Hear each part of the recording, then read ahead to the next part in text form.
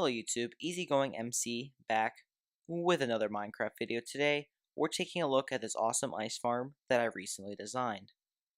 So this farm works extremely well. We're flying in on it. Sorry, I had a little bit of a mess up over there. Had to rebuild it. Uh, I've had to attempt this tutorial a bunch of times now. So it runs on a hopper clock, and basically the way it works is every so often, these pistons push upwards like this, and then over into here. So we should see that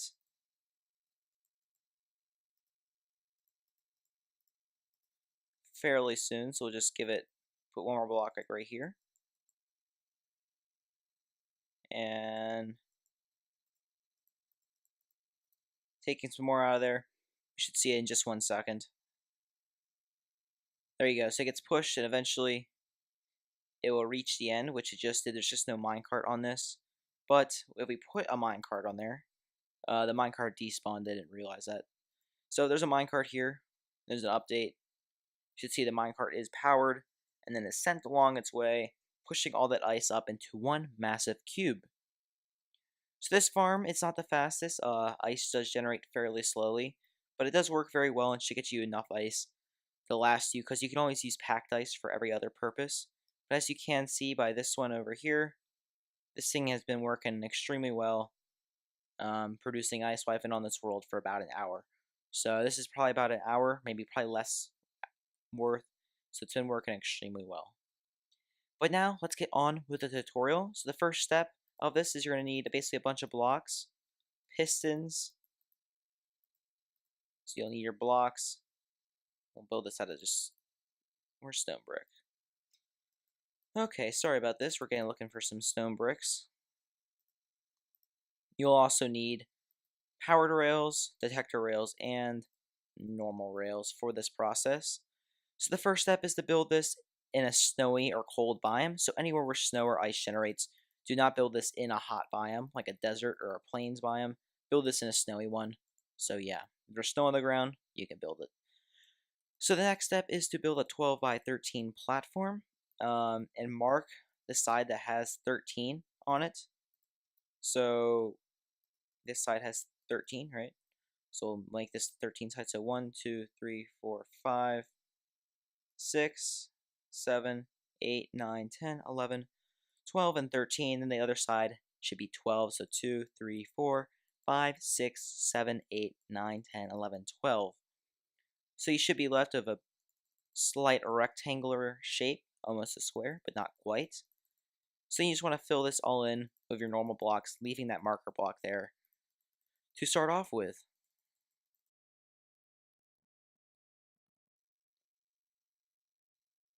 So once you have that square filled in, you'll want to place a row of the tector rails on like the 13 side. So the side that's 13 right here, you want to place 8 detector rails at the approximate middle. So you basically should be left with 3 on one side, 3 blocks of gap, and 2 blocks on the other. And then for marking purposes, just place a row of 8 pistons like that, because you have to keep this block available for your farm later on. So then next, you want to just prepare it. So keep that like that for now. But then come down to this side and just start looping back and forth, heading towards away from those pistons back here. This one right here is eventually going to loop back once we do this. So basically the first step is to repeat this process 11 times. So I've done it 4 times, so I'm going to do it 7 more times to make a total of 11.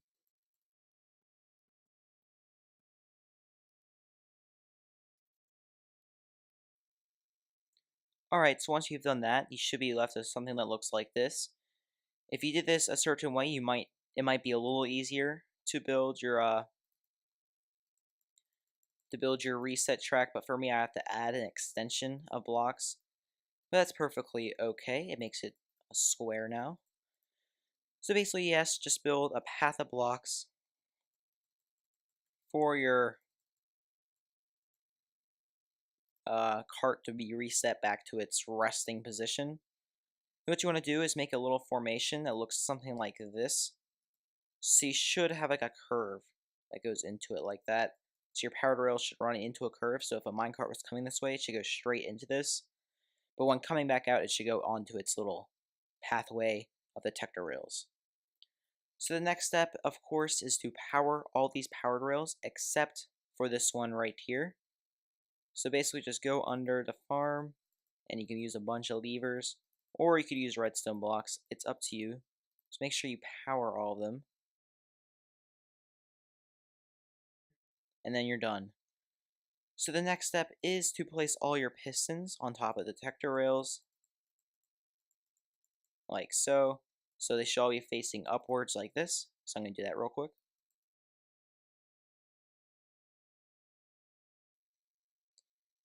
Okay, so the next step is to place one more row of pistons. Right, oops, here.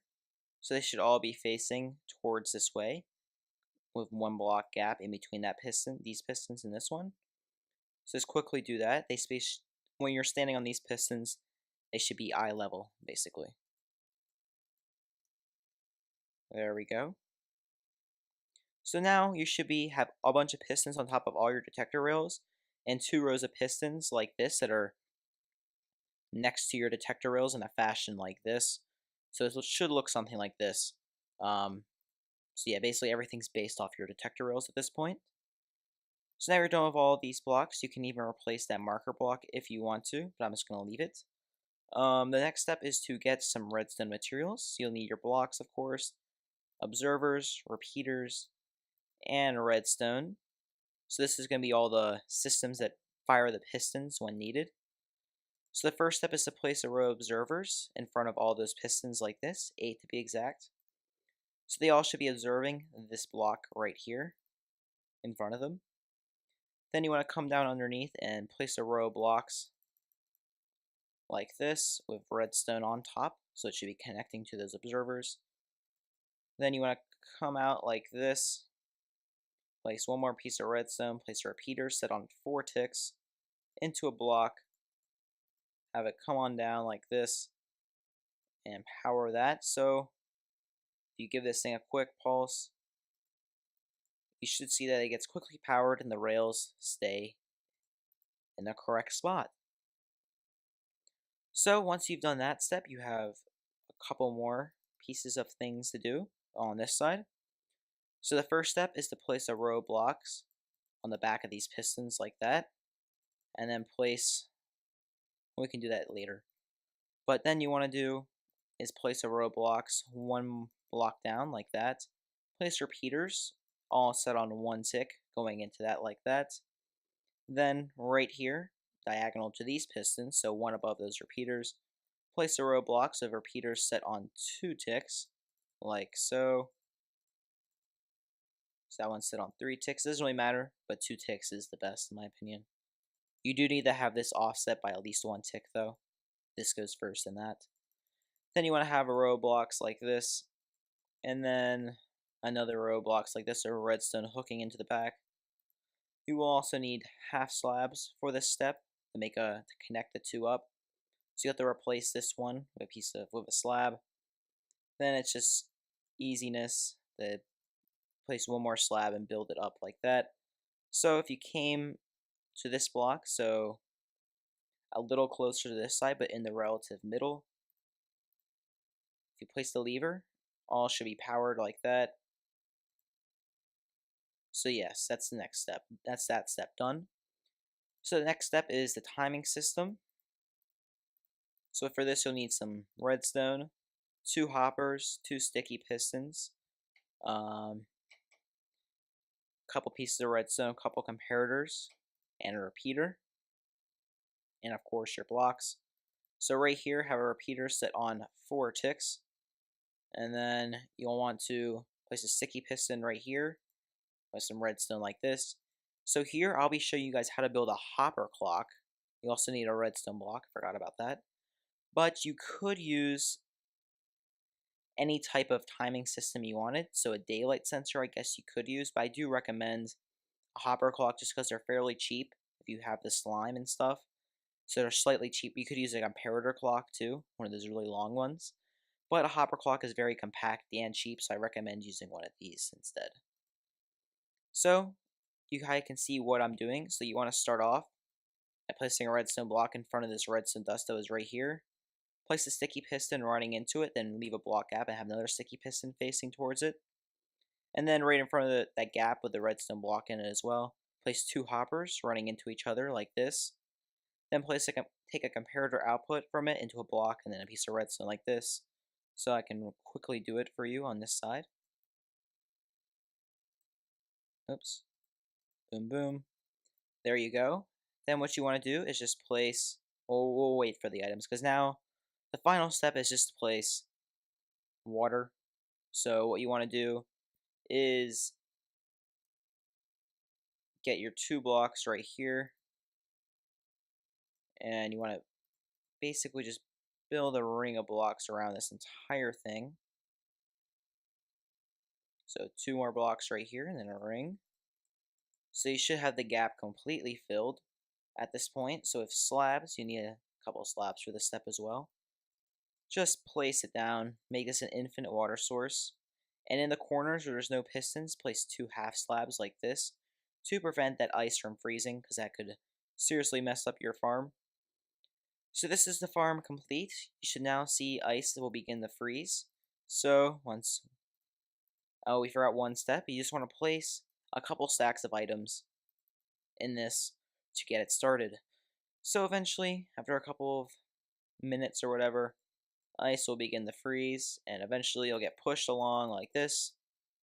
And we forgot the last step, which is always why we check to make sure things work, and that is just to place, very easily, a minecart right here. So when the ice reaches the end, a minecart's sent across, pushing all that ice up, like so. So guys, I hope you enjoyed this video. If you did, make sure you drop a like down below, and make sure to subscribe if you're new. Sorry if my tutorial was a little bit rusty. I haven't done one of these in a while.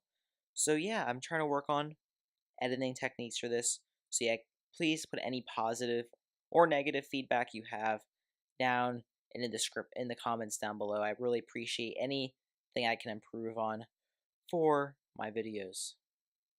But other than that, guys, I hope you have an easy going day. Bye-bye.